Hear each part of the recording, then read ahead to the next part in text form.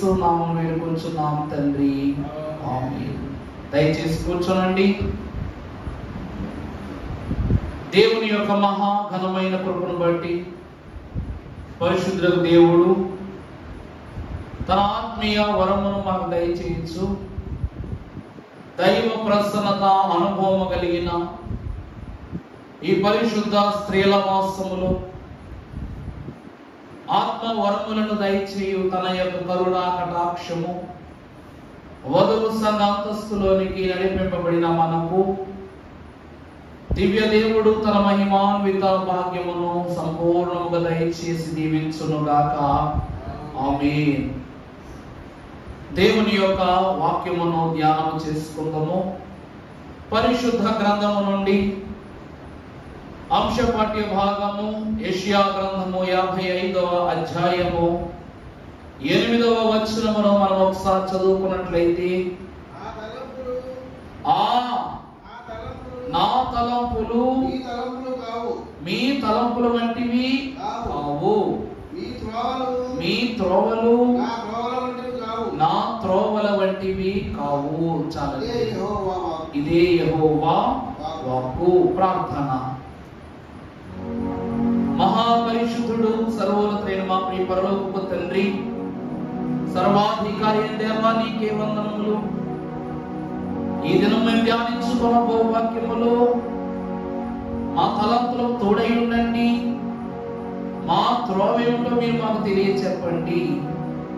వినుచున్న నీ బిడ్డల యొక్క ఆలోచన దైవ సాన్నిధ్యములో ఉన్న త్రోవ అలవర్చుకొనగలిగే భాగ్యము నిండారా దయచేసి సదా నీ పరలోక అనుభవములో ప్రవేశింపచేసి పరిమిత జ్ఞానము లేని మమ్మలను అపరిమిత జ్ఞాన సంపన్నులైన మీరు నీ వాక్య మహిమతో అపరిమిత వాక్య సంపదతో నింపివేసి దీవించి మహిమ పొందుమని పరిశుద్ధ వాక్య మహిమ ద్వారా మమ్మలను పోషించి దృఢపరచి బలపరచి పరలోక మేలులో మమ్మలను పరిశుద్ధులుగా చేసి ఉన్నా యేసు నామమున వేడుకొని ప్రార్థిస్తున్నాము తండ్రి, ఆమేన్.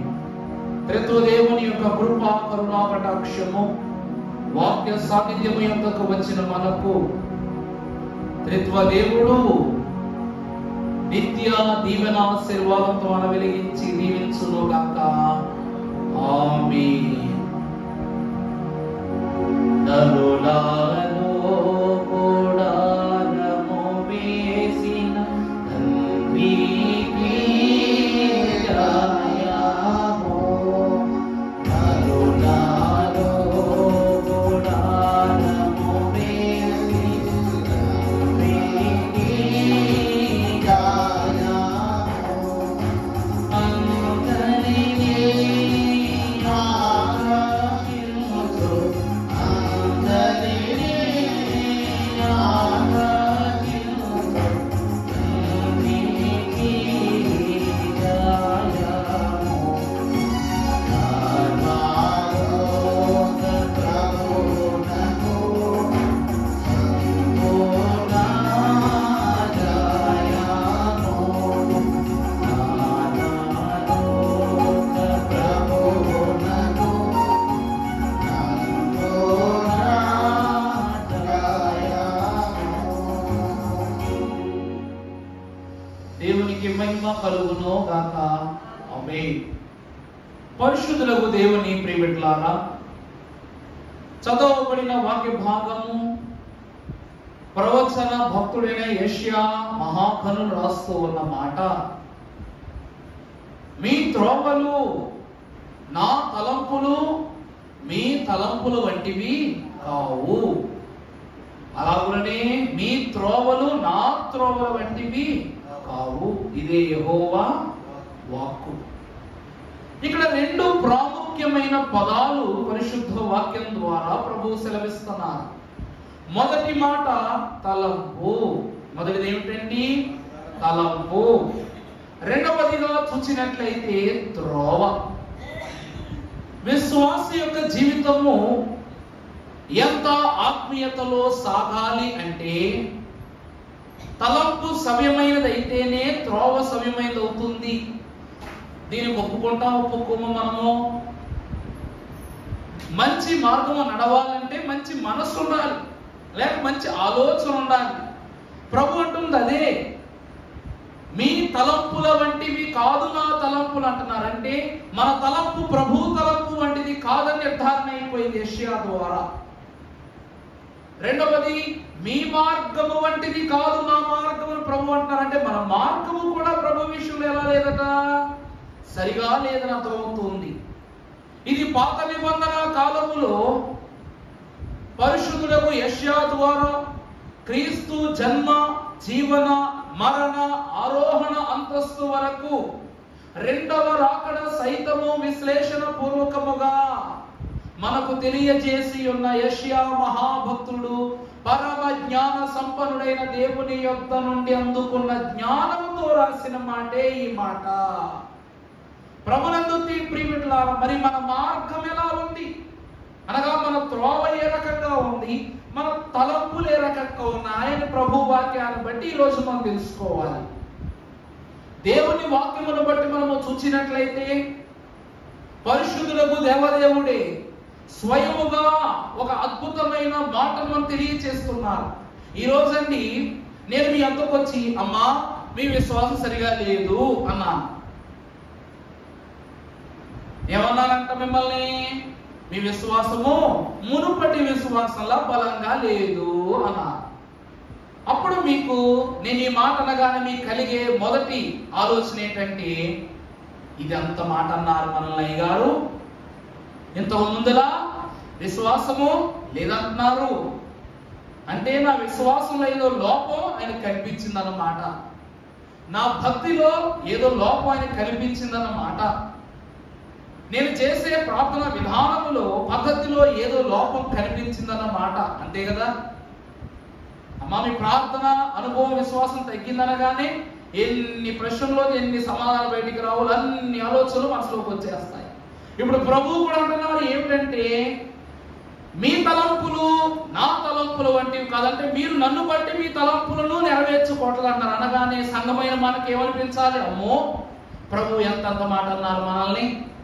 మనం ప్రభువులా ఆలోచించట్లేదైతే, ప్రభు ఆలోచన బట్టి ముందుకు సాగట్లేదు, ప్రభు క్రియను బట్టి ముందుకు సాగట్లా. ఇలా ఎవరు ఆలోచిస్తారు అంటే విశ్వాసులు ఆలోచిస్తారు. మరి విశ్వాసుల గుంపులో కూడా రెండు గుంపులు ఉన్నాయి. ఆ గుంపులు ఏ గుంపు అంట? ఒకటి గొర్రెల గుంపు, రెండవది ఎవరి గుంపు? మేకల గుంపు. మూడో గుంపు ఉందండో, వాళ్ళు మనకొద్దు. వాళ్ళు ఎవరంటే తోడేళ్ళ గుంపు. ఎన్ని గుంపులు కనబడుతున్నాయి మనకు? మొదటి గుంపులో గొర్రెలుగాను, రెండవ గుంపులో మేకలుగాను, ఆఖరి గుంపు అనుసరణ లేని గుంపు ఏదైతే ఉందో ఆ గుంపు ఏమిటంట? ఏ గుంపు? తోడేళ్ల గుంపు అన్నమాట. ఇప్పుడు ప్రభువు అమ్మా నాలా మీరు ఆలోచించడంలా, నేను చెప్పినట్టు మీరు వింటల్లా అనగానే మీకు మనసులో అనిపిస్తుంది గొర్రెలు అనుకుంటాయంట, అమ్మో ప్రభువులా మనము సరిగా సాగట్లేదంట. అంటే మనల్ని మనం ఏం చేసుకోవాలి? ప్రభువులాగా మార్చుకునేటట్లుగా మనం ప్రయత్నం చేయాలని గొర్రెలన్నీ అనుకుంటాయి. మేకలు అన్నమాట అంటే అల్ప విశ్వాసము. మేకలు అంటే ఏంటి? అల్ప విశ్వాసము. ఈ అల్ప విశ్వాసులైనటువంటి వారు ఏం చేస్తారంటే, ప్రభువుకు నాలో ఏ లోపం కనిపించింది, నా విశ్వాసంలో ఏ లోపం దొరికింది, నాలాగా ఎవరైనా ప్రార్థన చేయగలరా, నాలాగా ఎవరైనా వాక్యం చదవగలరా, నాలాగా ఎవరైనా స్తుతి చేయగలరా, నాలాగా ఎవరైనా సన్నిధికి రాగలరా, నాలాగా ఎవరైనా ఏమైనా చేయగలరా అని వీళ్ళంటారంట. ఇక ఆఖరి వరస తోడేళ్ళంటే ప్రత్యేకంగా చెప్పక్కర్లా. వాడు బాగుపడతాడునే బాగుపడినప్పుడు దేవుని సన్నిధిలోనికి వాక్య గ్రంథమును పట్టుకుని వస్తూ దేవుని సన్నిధిలో కూర్చుంటూ దేవుని ఆలోచనలను గ్రహించక దేవుని సమయమునకు దేవుని సన్నిధిలోనే వ్యక్తపరిచే గొర్రె ముసుగు కలిగిన తోడేళ్లను వచ్చి ప్రభువు మూడొక తలంపును తెలియజేస్తున్నారు. ఈరోజు ప్రభువు తలంపుల వంటివి మన తలంపులు కాదు అన్నారంటే మనము ఖచ్చితంగా అల్ప విశ్వాసములో ఉన్నాం, అంటే మేకల తత్వములో ఉన్నామని నిర్ధారణ చేశారు భక్తుడు.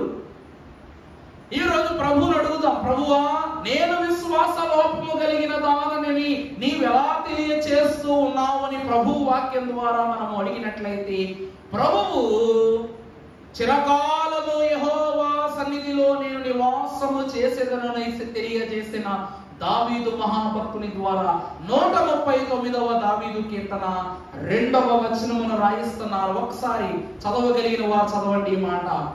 139వ దావీదు కీర్తన 2వ వచనంలో ప్రభు అంటున్నారు, చదువుతారన్న మాట. పరిశుద్ధులకు ప్రభు అంటున్నారు ఏమని? చూడండి వాక్యాన్ని చూడండి ఒకసారి.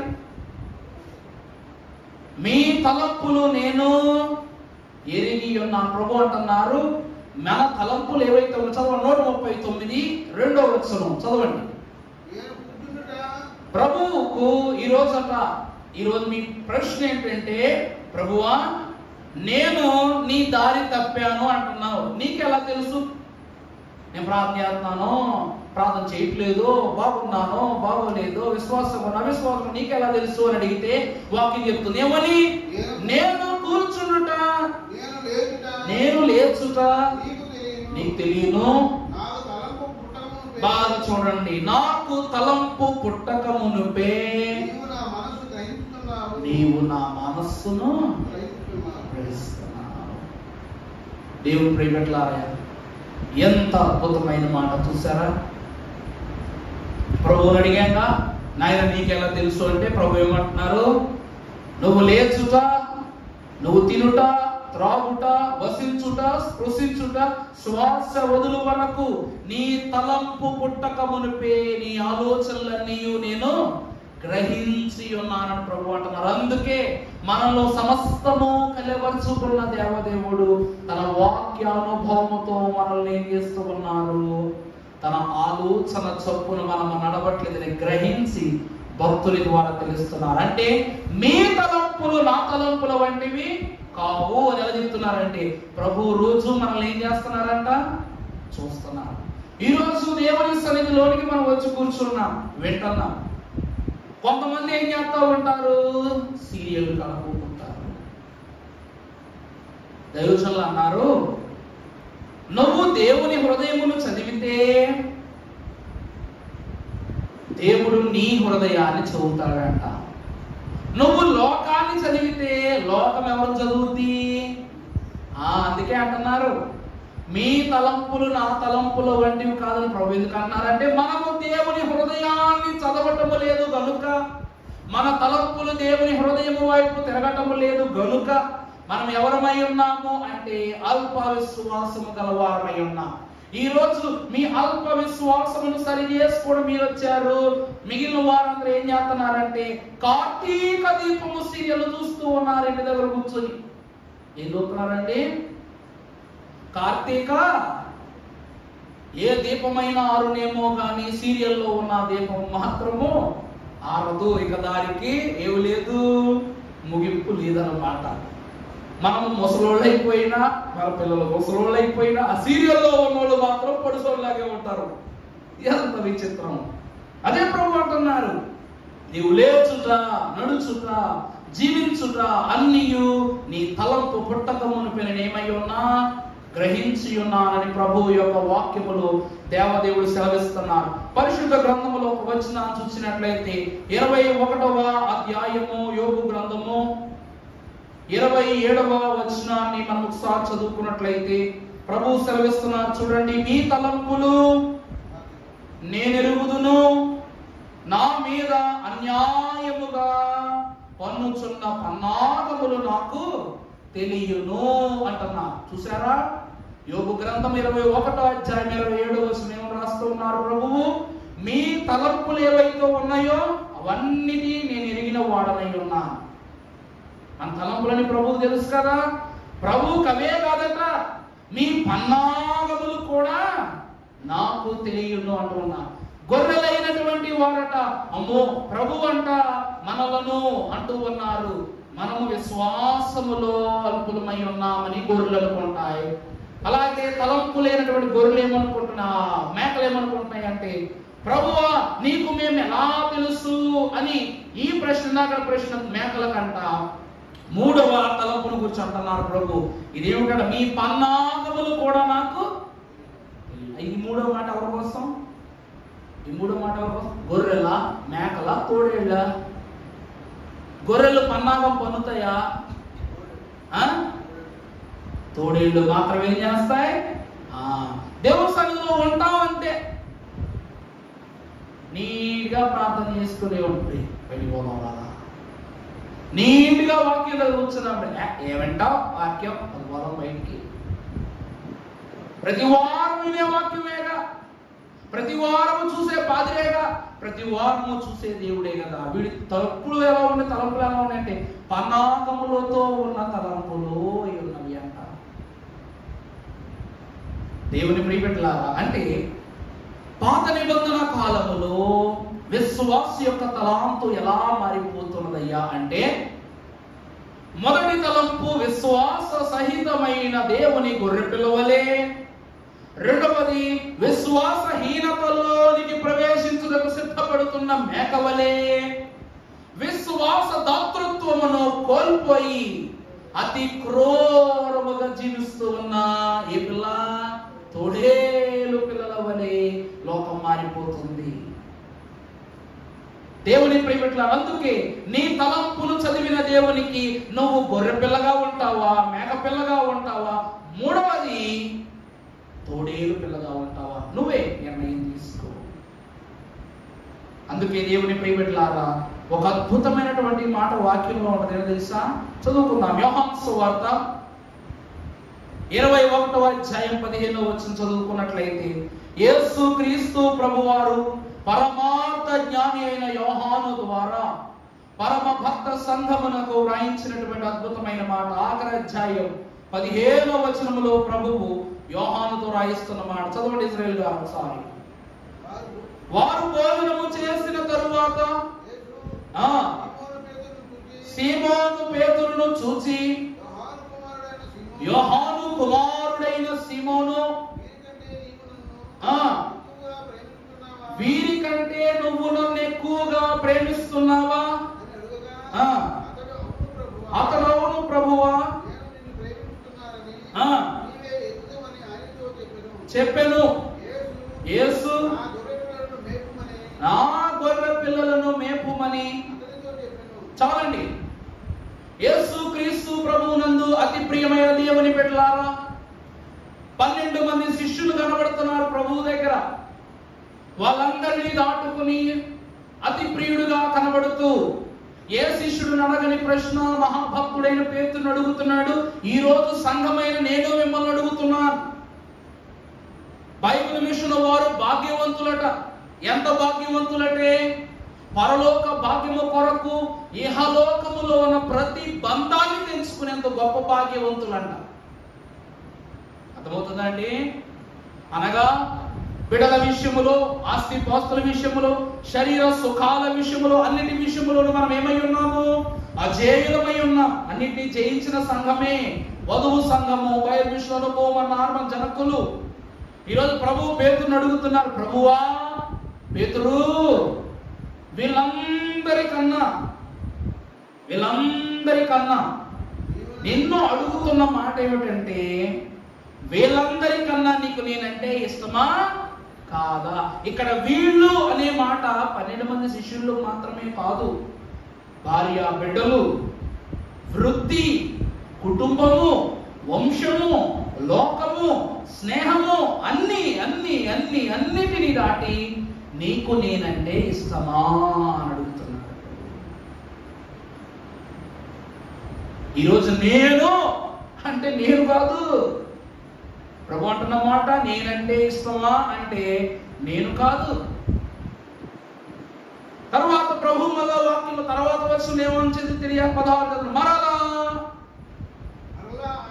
ఆయన యోహాను కుమారుడైన సీమోను, రెండవ మారు కూడా ఆయన అడగగా, అవును ప్రభువా, అవును ప్రేమిస్తున్నా, నీవు దాన్ని ఎరుగుదు అని చెప్పాను. ప్రభునందు ప్రియులారా, మన ప్రభు అదే మాట అడుగుతున్నారు. యోహాను కుమార సీమోను, నువ్వు నన్ను ప్రేమించున్నావా అని మరలా రెండవ మారు కూడా అడిగారంట. అడగగానే పేతురు ఏమన్నాడు? ప్రభువా ఏనాయన అలా అడుగుతున్నావు? నీకంటే ఎవరిస్తున్నారు చెప్పు, నాకు నువ్వంటేనే ఇష్టం అని ప్రభు సెలవిచ్చారట.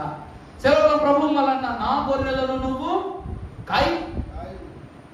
ఆ తర్వాత 17వ వచనంకి వస్తే మరలా ఏమని రాస్తున్నారు అక్కడ? మూడవసారి యోహాను కుమారుడైన సీమోను, నన్ను ప్రేమించున్నావా? చూసారా ఇక్కడ ఏమని రాయబడిందో? ప్రభు 3 సార్లు ఒకే ప్రశ్న ఒకే వ్యక్తిని అడుగుతూనే ఉన్నారు.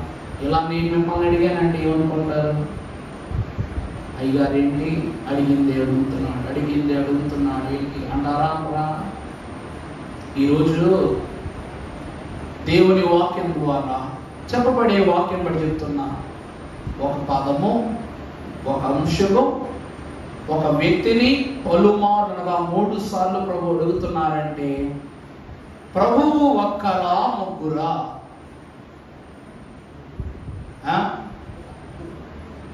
కానీ అడిగింది ఎంతమంది?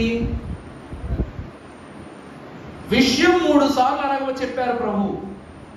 3 సార్లు ఒక్కరైన ప్రభువే చెప్పారు. కానీ అది ఎంతమంది మాట? గతంలో మీకు ఫోన్ గురించి చెప్పానండి. ఫోన్ ఉంది ఇలా, ఈ ఫోన్ కంట బ్యాటరీ కావాలి, సిమ్ కావాలి, ఈ ఫోన్ బాడీ కావాలి, ఇలా 3 ఉన్నాయి. ఈ ఫోన్ పనిచేయాలంటే ఛార్జింగ్ కావాలి, అందుకు బ్యాటరీ వేస్తాం.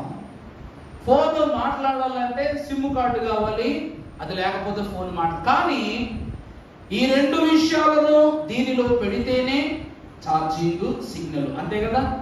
బ్యాటరీని విడదీసి ఛార్జింగ్ పెట్టలేము, సిమ్ను విడదీసి మాట్లాడలేము, ఫోన్ ఇవి 2 లేకుండా వాడలేము, అవునా కదా? ఇలాగనే దేవుని వాక్యంలో ప్రభు ఎలాగంటే, క్రీస్తు అను ఈ శరీరములో తండ్రి అను బ్యాటరీ ఉండి పరిశుద్ధాత్మ అను సిగ్నల్ ద్వారా క్రీస్తు ప్రభువుతో ఈ పనులన్నీ చేయిస్తుందంట. అర్థమవుతుందమ్మా నేను చెప్పింది? ప్రభువు ఒక్కరే, కానీ 3 సార్లు అడిగింది ఎవరు తెలుసా? సీమోను పేతురు. నేనంటే ఇష్టమా అని మొదటిసారి అడిగింది తండ్రి అయిన దేవుడు. అప్పుడేమంటున్నారు? నా గొర్రెలను నువ్వు కాయి. నువ్వు నన్ను ప్రేమించుచున్నావంటే ప్రభువా నిన్ను ప్రేమిస్తూ ఉన్నాను. అర్థమైందండి? ప్రేమిస్తూ ఉన్నాము కనుక ప్రభు వాక్యములో సెలవివ్వబడినట్లు దేవుని తలంపులు అనగా తండ్రి అయిన దేవుని తలంపులో పేతురు ఉన్నాడా లేడా? ఇప్పుడు నీ తలంపులు నా తలంపులు వంటివైనవా కాదా? తండ్రి విషయంలో పేతురు గారి తలంపు దేవుని తలంపులు, తండ్రి తలంపులు ఉన్నట్టేగా. ఓకే, అప్పుడు తండ్రి అంటున్నారంట, నా గొర్రెలను కాయము అంటున్నారు. అంటే పాత నిబంధన జనులకు కూడా పేతురు గారు ఏమై ఉన్నారు? కాపరి అయి ఉన్నారు. ఇప్పుడు రెండవ మారు ప్రభు యోహాను కుమారుడు సీమోను, నువ్వు ప్రేమిస్తున్నావా అని అడుగుతున్నారు. ప్రేమిస్తున్నాను ప్రభు అనగానే మరలా నా గొర్రెలను కాయము. ఇది తండ్రి తర్వాత కుమారుడు సెలవిచ్చి ఉన్న మాట. కుమారుడు ఏర్పరుచుకున్న గొర్రెలు ఎవరు అనగా సిలువ సాన్నిధ్యములో ఆయన రక్తధారల చేత తడుపబడి ఆయన రక్తధారల చేత శుద్ధి చేయబడిన సంఘమే ఆయన గొర్రెలు కనుక వారిని నువ్వు కాపాడము. నువ్వు నన్ను ప్రేమించినట్లయితే నువ్వు వారిని కూడా ప్రేమించినట్లు. అందుకే తన్ను తాను ఎవరు ప్రేమించుకుంటారో నిన్ను వలని పొరుగువాన్ని కూడా, నిన్ను అనగా ప్రభువుని ప్రేమిస్తే పొరుగువాడు ఏమవుతాడు? ప్రేమించబడతాడు. అందువలన ప్రభు రెండవ మారు కుమార తత్వములు అడిగారు, ప్రేమిస్తున్నాను. ఆయన గొర్రెలు కూడా కాయమని కుమారుడు అప్పగించేశారు. 3వది పరిశుద్ధాత్ముడు అడుగుతున్నాడు, నువ్వు నన్ను ప్రేమిస్తున్నావు? ప్రేమిస్తున్నాను ప్రభు. నీకు తెలియదే ఉంది ఆయన. ఇక్కడ ఏమని మాట్లాడో చూడండి. ఇజ్రాయేల్ గారు ఒకసారి 17వ వచనం చదవండి ఆ మాట.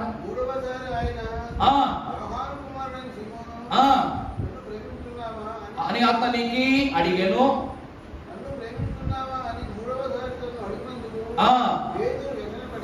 పేతురు వ్యసనపడి ప్రభువా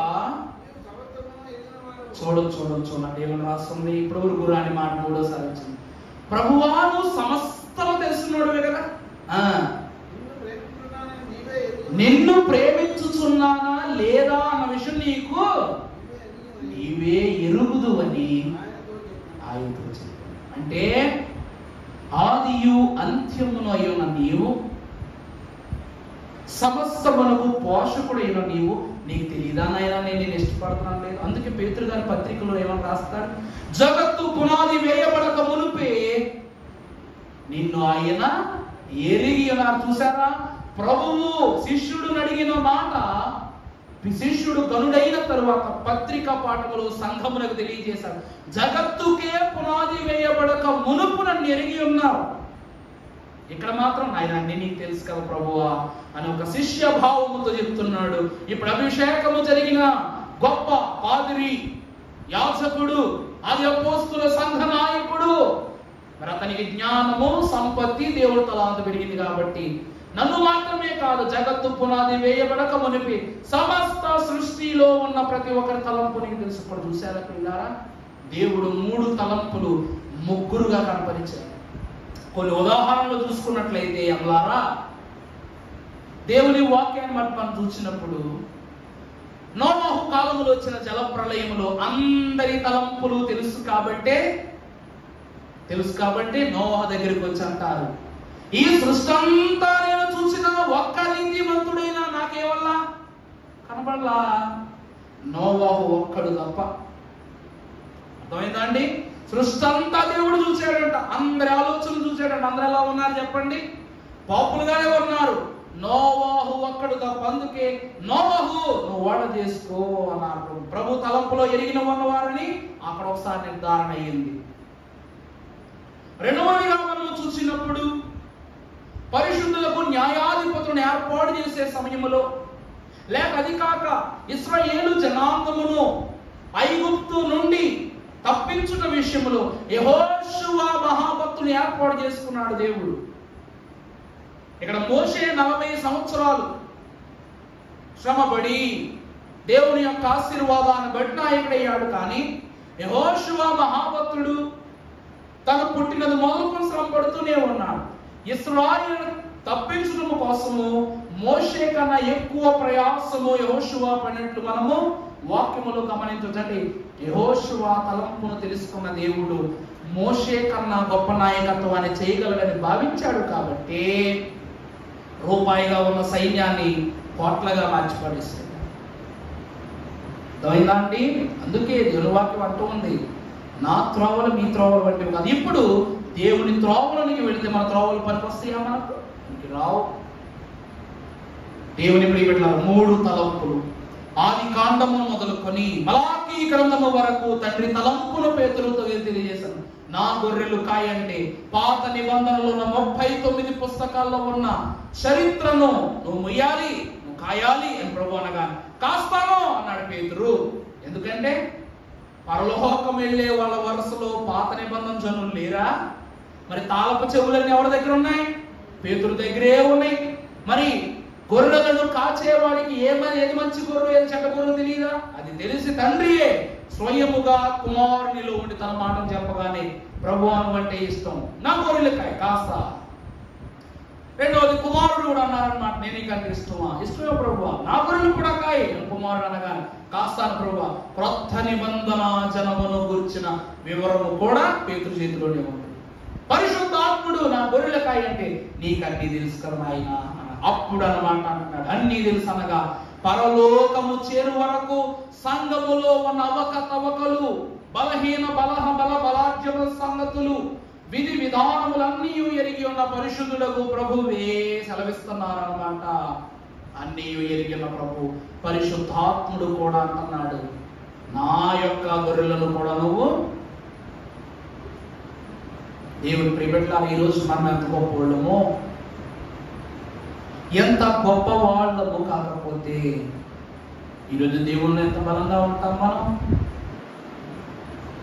సమస్తమునకు కారకుడు, అందుకే దేవుని వాక్యములో ఒక అద్భుతమైనటువంటి మన దైవజనులు రాశారు, తండ్రి చిత్తము జరుపు తోటలకు జాయాము, తండ్రి చిత్తము జరుపు తోటలకు జాయాము, నరులారో కావలియుడు, నరులారో కావలియుడు, పరిచారకులకు జయము, నాలో ప్రభువులకు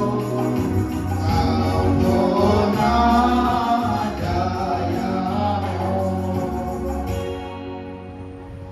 నరులకు కావలియుండు, పరిచారకులకు. పేతురు మహాభక్తుడు ఏమై ఉన్నారు అంటే దేవుని పరిచారకుడై ఉన్నారు. పరలోక దూతల కన్నా గొప్ప బాధ్యత పేతురు మీద ఉంచబడింది. పరలోక యేసు స్వామి అయిన దేవదేవుడు, పరలోక అధికారియకు తండ్రి అయిన దేవుడు, నిత్య నివాసము పరిశుద్ధాత్ముల యొక్క ముగ్గురు బాధ్యత సంఘ రూపమున పేతురు గారి మీద ఉన్నది కనుక 3 తలంపులతో ప్రభు అడిగారు. పేతురు అడిగారు లేదా? 3 తలంపులు, గొర్రెల తలంపులు బట్టి ఆ 3 తలంపుల్లో ప్రభు పరీక్షించారంట. అతడు గొర్రెగా ఉన్నాడా, మేకగా ఉన్నాడా, తోడేలా ఉన్నాడని అడిగారు. ప్రభువా నీకు నేనేంటో తెలుసు. గొర్రెగా తండ్రిలో నిర్ధారణ, కుమారుడై అడిగారు, గొర్రెగా నిర్ధారణ, పరిశుద్ధాత్ముడిగా అడిగారు, గొర్రెగా నిర్ధారణ చేయబడ్డాడు కనుక గొర్రెల బాధ్యత అప్పగించారు. సాతానుడు తోడేలు కాబట్టి గోగు మాగోగు యుద్ధంలో తోడేలు వెనకలెట్టుకుంటాడు, విడమాట పడిన లోకమును బట్టి. అందుకే దేవుని ప్రియపెట్టలారా, ఈ రోజు 3 తలంపులలోనూ మనం ఏమై ఉండాలి? తండ్రి తలంపులోను, తండ్రి చిత్తములో బాగుగా ఉండాలి, కుమారు చిత్తములో బాగుగా ఉండాలి, పరిశుద్ధాత్మ చిత్తములో కూడా మనం ఏమై ఉండాలి?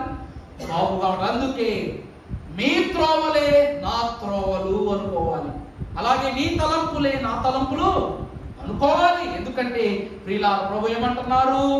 ఇదిగో మీరు లేవటము, నడవటము, బ్రతకటము, శ్వాసించటము అన్నియు నేను గ్రహించి ఉన్నాను ప్రభు అంటున్నారు. ఇక రెండవది చూసినట్లయితే, నా త్రోవలు మీ త్రోవల వంటివి కావు. ఇందాక 3 తలంపులు, ఇప్పుడు 3 త్రోవలు.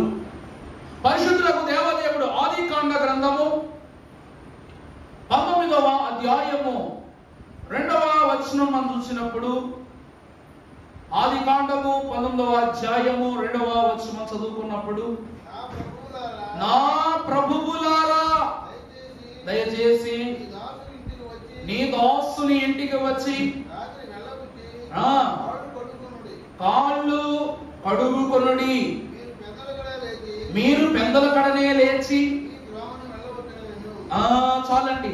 ప్రభువునందు దేవుని ప్రియమిటులారా, సమస్త జ్ఞాన సంపన్నుడు, విశ్వాసములకు తండ్రియగు అబ్రహాము అంటూ ఉన్నాడు. అబ్రహాం సామాన్యుడేం కాదు. వాక్యములో ఈరోజు బాప్తిస్మం అనే పేరు నీకు రావాలంటే అబ్రహామే కావాలి. అబ్రహాము పేరు పెట్టుకున్న వాడు బాప్తిస్మమునకు యోగ్యుడు కాదంది వాక్యం. ఈ అబ్రహాం ఏమంటున్నాడు వాక్యంలో? ఒక్కసారి గట్టి చదవండి ఇశ్రాయేలు గారి మాట.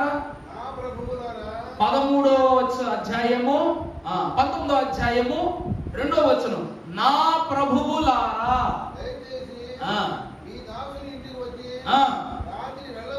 రాత్రి వెళ్ళబుచ్చి కాళ్ళు. అక్కడ ఏమంటున్నాడు? ప్రారంభంగా నా ప్రభువులారా అంటున్నారు. అంటే అక్కడ ఒక్కరున్నంట, చాలా మంది ఉన్నట్ట? చాలా మంది ఉన్నారు. అంటే చాలా మంది మన భాషలో ప్రభువులారా అంటే సృష్టికి తండ్రి, కుమార్, పరిశుద్ధ ముగ్గురు వచ్చారు అక్కడికి. అందుకే నా ప్రభువులారా అంటున్నాడు. ఇక్కడ ఏమంటున్నాడంటే, సింధూర వనమోగోలో మస్తకి వృక్షము కింద కూర్చొని దేవుని తలాంతులను బట్టి ఒక శోధన తలాంపు ఇతడు కలిగి ఉన్నవాడై జీవిస్తుండగా దేవదేవుడే స్వయముగా వచ్చుట గమనించిన అబ్రహాము వారికి ఎదురు వెళ్ళి సాష్టాంగపడి అంటున్నాడు, నా ప్రభువులారా నీ దాసుని ఇంట ఈ దినమును మీరేం చేయండి? బస చేసి, కాళ్ళు గడుగుకుని నా గృహములో బస చేసి మీరు ఆతిథ్యం పుచ్చుకునే రేపు పొద్దున్నే మీరు ఈ త్రోవ గుండా వెళ్ళవచ్చు. అక్కడ చూసారు రాయబడి అన్నమాట, మీరు ఈ త్రోవ గుండగా వెళ్ళవచ్చు. అంటే దేవుడు ముగ్గురు కలిపి ఒక త్రోవలో వస్తున్నారు. ముగ్గురుగా వస్తున్న వారికి అబ్రహాము మహాభక్తుడు ఆతిథ్యం ఇచ్చి వారి త్రోవను అబ్రహాము చూపించినట్లు కనబడుతుంది. ఈ రోజు మనకు 3 తలంపులు 3 త్రోవలు కనబడుతున్నాయి. తండ్రి దారేశారు, కుమారుడు దారేశారు, పరిశుద్ధాత్ముడు దారేశారు. మనం వాళ్ళ దారిలో నడవాలి తప్ప లోకపు దారిలో నడిచామంటే ఏమైపోతాం చెప్పండి? ఏమైపోవాలో అది అయిపోతాం. అది మనకు లెక్కలేదు. ఈరోజు అబ్రహాము గారు సెలవిస్తున్నారు, నీ దాసుని ఎంట నువ్వు నివాసం చేసి బస చేసి రేపు ఈ త్రోవ గుండా వెళ్ళు. ప్రభువునందు దేవుని ప్రియబిడ్డలారా, ఈ రోజట ప్రభువు ఏ త్రోవను ఎంచుకొని సంఘాన్ని ఏ త్రోవలో నడిపించాలని ఆశపడుతున్నారంటే, యోబు గ్రంథము 28వ అధ్యాయము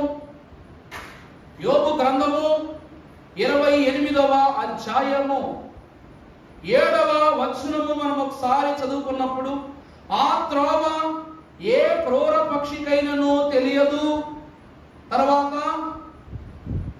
వేరే కన్నులు దాన్ని చూడలేదు. వాక్యం ఏమనుందండి? యోబు గ్రంథము 28వ అధ్యాయం 7వ వచనం, ఏ క్రూరమైన పక్షి ఆ త్రోవలో ఉన్న మనల్ని ఏం చేయలేదు? ఏ క్రూర పక్షికి తెలియదు, డేగ కన్నులు. వాక్యం ఎంత ప్రత్యేకంగా ప్రభు అంటున్నారు చూసారా? ఏ క్రూరమైన పక్షికి కూడా త్రోవ తెలియదంట. డేగ కన్నులు, ప్రత్యేకంగా డేగని ఎందుకు అంటున్నారు తెలుసా?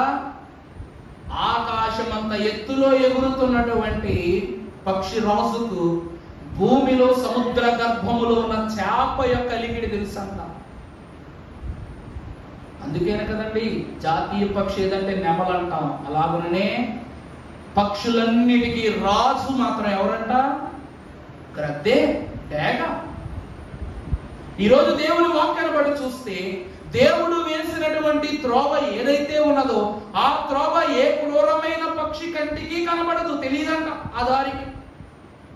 అలాగే ఏ డేగ కన్నులు కూడా ఆ త్రోవను ఏం చేయలేవు, చూడలేవు అంటున్నారు. అంటే దేవాదేవుడు అంట ఈ రోజు మనల్ని ఏ మార్గములో నడిపిస్తున్నారంటే, అపవాది కన్నులకు క్రూరమైన పక్షి అనగా అపవాది కన్నులు. అటువంటి కన్నులు కలిగిన అపవాది యత్నములు కలిగిన దాటి కన్నులకు చక్కని దారిలో మనల్ని నడిపిస్తున్నాడు. అలాగని డేగ అనగా పక్షి రోజు కరెక్టే, పక్షిరాజు కాదన్నాం. కానీ మనం పక్షిరాజులా జీవించాలా, పావురములా జీవించాలా? పావురములాగే జీవించాలి. దైవజనులు దేవదాసయ్య గారు ఒక ఉపమానం తెలియజేస్తూ అన్నారు, పక్షి రాజు కంట ఆకాశములో ఎగురుతున్నప్పుడు, ఆకాశము వర్షించుచున్నప్పుడు, తుఫాను రగులుకుంటున్నప్పుడు మేఘముల పైకి వెళ్ళి తడవకుండా ఎగిరే శక్తి ఉంటది, కానీ పరలోకానికి చేరే శక్తి మాత్రము లేదు. కానీ యేసు క్రీస్తు ప్రభు వారికి బాప్తిస్మము జరిగినప్పుడు ఆకాశము నుండి ఒక స్వరము, ఆకాశము నుండి పరిశుద్ధాత్ముడే పౌరముగా దిగి వచ్చి ఆయన మీద వ్రాలినట్లు వాక్యములో మనము గమనించవచ్చు. అందుకే దైవజనులైన దేవదాసయ్య గారు మనకు సెలవిస్తున్నటువంటి ఒక అద్భుతమైన కీర్తనలో వ్రాయబడిన మాటను చూస్తే, ఓ పావురమా పరమ పావురముతో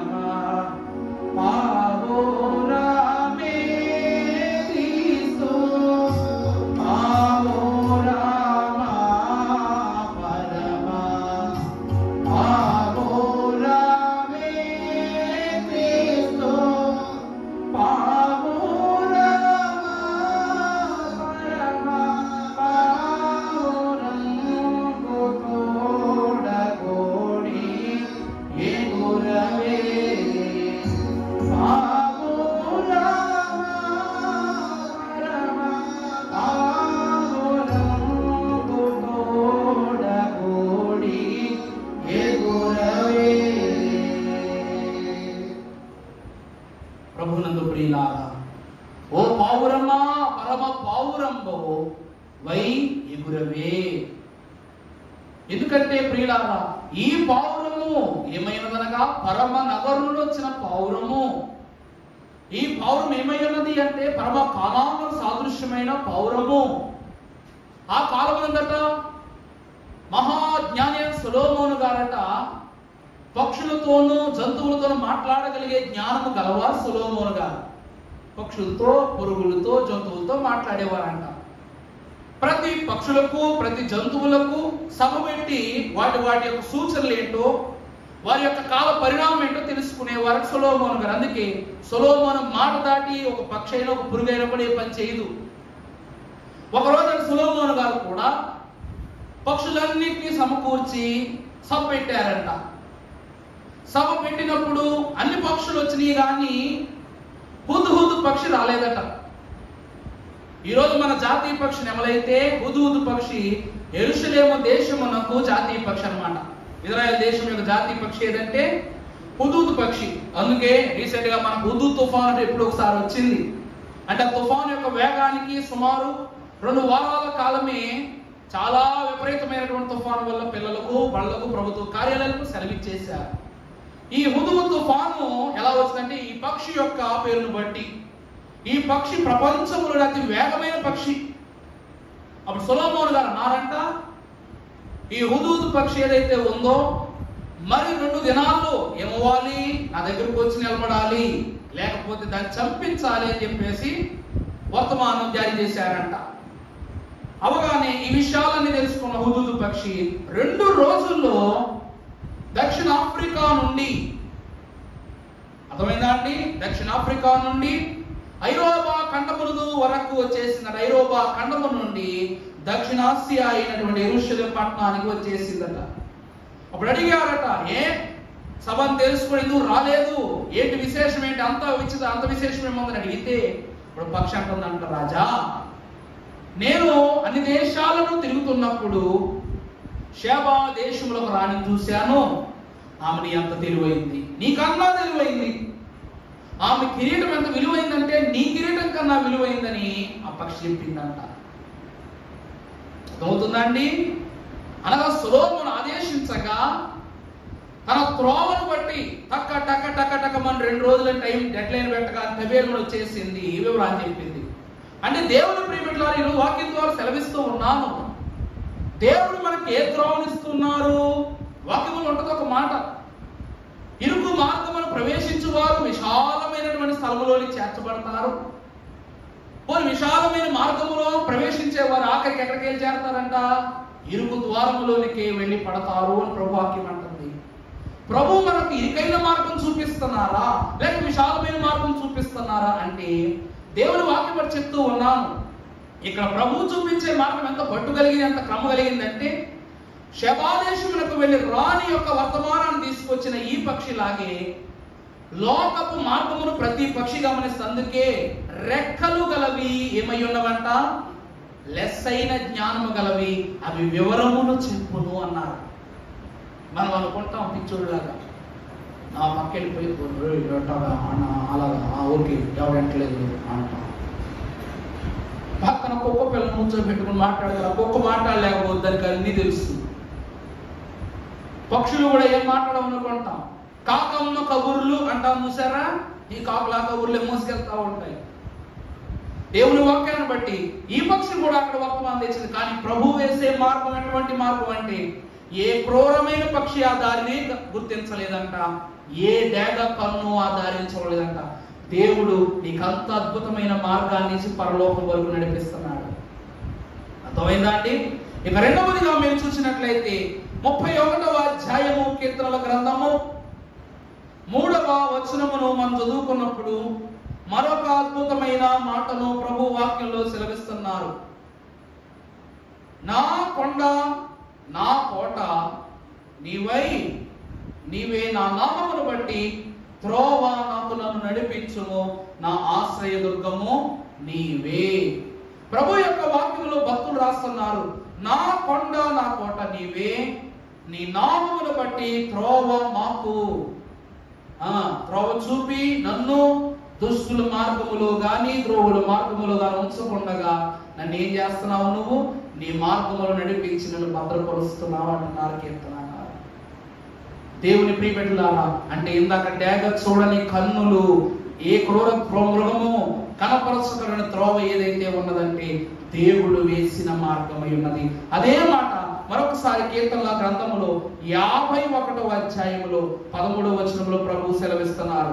ఒకసారి ఆ మాట చదువుకున్నట్లయితే 51వ అధ్యాయము 13వ వచనమును మనం చదువుకున్నప్పుడు ప్రభు సెలవిస్తున్నారు, అప్పుడు అతిక్రమము అనండి 51:13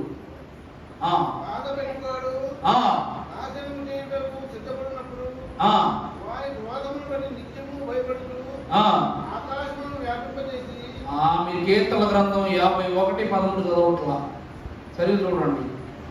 అప్పుడు అతిక్రమము చేయు వారికి నీ త్రోవలను బోధించుదును, ఆ పాపములు నీ తట్టు, ఆ పాపులు నీ తట్టు తిరుగుదురు. అబోధిక నేను చదివేశా. 51:13 అంటే ఎక్కడెక్కడికో చదువుతున్నారు. కీర్తనల గ్రంథం 51:13 సరిగా చూడండి ఒకసారి. ఏమనుంది? అప్పుడు అతిక్రమము చేయు వారికి నీ త్రోవలను బోధించదను, పాపులను నీ తట్టు తిరుగుదురు. దేవా నా రక్షణ కర్తయగు దేవా, రక్షణ ప్రకారము నుండి నన్ను విడిపింపుము. చాలండి.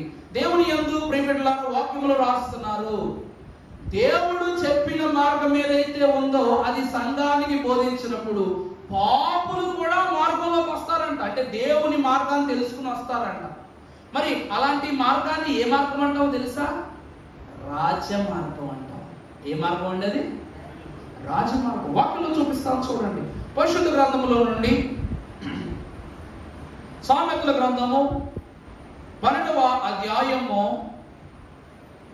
18వ వచనమున మనం చూసినట్లయితే, నీతి మార్గమున జీవము గలదు, అందులో మరణము లేదు. ఏం లేదంట? నీతి అనే మార్గములో ఏముంది? జీవం ఉంది. ఆ జీవపు మార్గములు ఏమి లేదు, మరణం లేదు. అయ్యగా రాశారు కదా, నీతి మార్గము నన్ను నిల్పొను, నన్ను ఏకా నీతి మార్గము నన్ను నిల్పొను, నన్ను నీతి లేని నాకు మనసు నీతి దయచేయును, స్వానీతి నిందును, స్వానీతి నిందును, కనుక నాకేమి పొదువా, నా తోడుండా ఇక నాకేమి పొదువా, నా తోడుండా. నీతి మార్గమున నడుపునను. ఈ నీతి మార్గములో ఏమన్నదంటే స్వనీతిని త్రుంచి వేసే సునీతినిచ్చు జీవం ఉంది. ఆ జీవములో ఏం లేదట? ఆ జీవం పొందుకున్న వాడికి మరణమే లేదట. మనకి ఏ మార్గం కావాలమ్మా? ఈరోజు కుయ్యో మొర్రు అయ్యో నాయనో ప్రభువా కాపాడు, నాయన రక్షించు అని ఏడుస్తూ ఉండే ఈ అల్ప శరీరం, అల్ప లోకము, మరణమైపోయే క్షయదేహము కావాలా? లేక నిత్యము మరణమే లేని మహిమ మాత్రమే ఉండే దేవుని యొక్క మార్గం కావాలంటే ఆ మార్గమే కావాలి. అటువంటి మార్గము ఎవరి ద్వారా ప్రభు మనకిస్తున్నారంటే సొలొమోను భక్తుడు సామెతల గ్రంథం 17వ అధ్యాయము 19వ వచనములో రాస్తున్నారు ఒక అద్భుతమైన మాట. చూసినట్లయితే సోమరి మార్గము ముళ్ళ కంచె. సోమరి భూతుల మార్గం ఏంటంట? ముళ్ళ కంచె. యథార్థవంతుల మార్గము రాజా. గట్టిగా చదవమంటామా? నాతో చెప్పండి. సోమరి మార్గము ముళ్ళ కంచె, యథార్థవంతుల మార్గము రాజ మార్గము. మనది ఏ మార్గం చెప్పండి? రాజ మార్గం. సోమరి చీమలను చూసి నేర్చుకోని ఎందుకంటారు తెలుసా? సోమరి జీవితం ముళ్ళ వంటిది, కానీ ఆ చీమలు ముళ్ళల్లోకైనా వెళతాయి, మంటల్లోకైనా వెళతాయి. వాటి ఆహార సముదాయం కొరకు కాల పరిమితిని మించి. అందుకే లోకంలో మనిషి 6 నెలలు సంపాదించిన ఆహారం, కష్టపడి పండించిన ఆహారం నెల కూడా తినలేకపోతున్నాడు ప్రశాంతంగా. కానీ చీమంట 6 నెలలు కష్టపడి దాస్తుందంట, కానీ 10 సంవత్సరాలు తింటదంట. ఎన్ని సంవత్సరాలు అండి? 6 నెలలు తెచ్చిన ఆహారాన్ని 10 సంవత్సరాలుగా తింటదంట. తక్కువ కష్టమా? ఆ చీమకు 6 నెలలు అంటే కష్టమా? మరి మనం ఈరోజు 6 నెలల కష్టం అనుకుంటాం. పండించేవాడితో కష్టము, దాచిపెట్టుకునే చీమతో కష్టమునా? అందుకే వాక్యం సోమరి చీమను చూసి నేర్చుకో. ఎందుకంటే ఆ మార్గమైనా నువ్వు చూడకపోతే నీ జీవితం ఏ మార్గం అయిపోతుంది? ముళ్ళ కంచెల మార్గం అయిపోద్ది. యథార్థవంతుడిగా నువ్వు తీర్చిదిద్దబడు. నీదే మార్గం అవుద్ది? రాజమార్గం అవుద్ది. అందుకే భోజనము వడ్డించును రాజే స్వయముగా, దేవరాజే స్వయముగా అన్నారయ్యా. దేవుని ప్రియబిడ్డల, మరి ఆ దేవరాజులకి తన గృహము వైపు దారి చూపించాడు అబ్రహాం. చూపించాడా లేదు? ఆ మహాగణుడు పరిశుద్ధుడైన దేవ మహారాజు అయిన ప్రభువుకే, నా ప్రభువులారా నన్ను దాటిపోవద్దు, ఇదిగో నా గృహం రండని ఇంటికి త్రోవ చూపించి, ఇంటిలో విందులు చేయించి, ఇంటిలో బస ఏర్పాటు చేసి, ముగ్గురికి కాలు కడుక్కోవడానికి నీళ్ళిచ్చి, ముగ్గురికి విశ్రాంతి పడుకు తేవడానికి ఇచ్చి, ఉదయాన్నే ముగ్గురికి మరలా దారి చూపించిన మహాగణుడు అబ్రహాము. అబ్రహాము బిడ్డలమైన మనకు లేదా అజ్ఞానమో? ఉందా లేదా? ఉందా లేదా? ఉంది. ఎందుకంటే మనం ఎవరో తెలుసా? సునీతి కలిగిన వారము, స్వనీతి లేని వారము. ఈరోజు 3 తలంపులలో గొర్రెలుగా మనం ఉండాలి. తండ్రి అడిగిన గొర్రెలాగే, కుమారుడు అడిగిన గొర్రెలాగే, పరిశుద్ధాత్ముడు అడిగిన గొర్రెలాగే ఉండాలి. 3 త్రోవలు. నీ తండ్రి అయిన దేవుడిని ఇంటికి వచ్చినా ఆహ్వానించాలి, కుమారుడు వచ్చిన ఆహ్వానించాలి, పరిశుద్ధాత్మునిగా వచ్చిన ఆహ్వానిస్తే, ఈ త్రోవలో నీ రాజు నువ్వు ఆహ్వానిస్తే, ఆ రాజు తన రాజమార్గంలో నిన్ను ఆహ్వానిస్తాడు పరలోకానికి. ఇక్కడ పేతురు గొప్పోడు కాదు, ఆదాము గొప్పోడు కాదు, ఆత్మలు గొప్పవి, ఆలోచనలు గొప్పవి, వారు తీసుకున్న నిర్ణయాలు గొప్పవి. ఈరోజు మన నిర్ణయాలే మన భవిష్యత్తు అంటారు. దేవుని ప్రియబిడ్డల, ఈ రోజు నీ నిర్ణయము పరలోకపు భవిష్యత్తులో నీకేమివ్వబోతూ ఉందో ప్రభు పేరు గ్రహించండి. విందు నీ కొరకు వచ్చింది అంత దూరం నుంచి. నువ్వు 2 అడుగులు విందు కోసం వేయలేవా? నీకివ్వడానికి దేవుడు ఎంత ఆలోచించాలి ఏమండి? తన శరీరాన్ని, తన రక్తాన్ని అల్పులుగా, బలహీనులుగా, శక్తిహీనులుగా, గుర్తింపుగా నీకు లేని వారిగా, దాని విలువ తెలియని వారిగా ఉన్న మనకు దేవుడు ఇవ్వడానికి ఎంత ఆలోచించాలి? ఆయనే ఆలోచించకుండా నీకు విందించినప్పుడు మరి నువ్వు మాత్రము 2 అడుగులు వేసి ఆ విందును సక్రమంగా తీసుకోవడానికి ఎందుకు ఆలోచిస్తున్నావు? పంపడానికి తండ్రి ఆలోచించాలా? ఇవ్వడానికి కుమారుడు ఆలోచించాలా? అందించడానికి పరిశుద్ధాత్ముడు ఆలోచించాలా? నువ్వు కూడా ఇది నా ప్రభువు విందు అని నువ్వు ఆలోచించుకొని ముందుకు రావాలి. తలంపుతో త్రోవ దేవుని విందు యొద్దకు వచ్చేటప్పుడు ఒక నీతి, నిజాయితీ, నిర్ణయము, సమర్పణ, తీర్మానం అనే త్రోవ నీలో ఉంటేనే అప్పుడేమవుద్ది? త్రోవ తప్పిపోము, మార్గము తప్పిపోము. దుష్ట అపవాది యొక్క త్రోవలోకి అసలు వెళ్ళంటే వెళ్ళము. దేవుని ప్రియబిడ్డలారా, 3 తలంపులు మీలో ఉండాలి, 3 త్రోవలు కూడా మీరు తెలుసుకుని ఉండాలి. అందుకే ప్రభు అంటున్నారు, నేనంటే నీకు ఇష్టమా? ఇప్పుడు చెప్పండి, మీరు తండ్రి అంటే మీకు ఇష్టమా? నోటితో చెప్పాలా? గట్టిగా ఇష్టమా కాదా? కుమారుడు అంటే ఇష్టమా? పరిశుద్ధాత్మ అంటే ఇష్టమా? త్రిత్వం అంటే ఇష్టమా? అన్నీ ఇష్టమైతే ఈ లోకములు కష్టమైంది ఏది ఉండదు. అన్ని తలంపులను మించి ఇన్ని తలంపులను ఎరిగిన ప్రభువు పరలోక తలాంతులతో నిన్ను నింపి దీవించి మహిమ పొందును గాక. ఆమేన్. సంతోషము. ప్రభు వైపు చూస్తూ ధ్యానం జరిగించుకుందాము.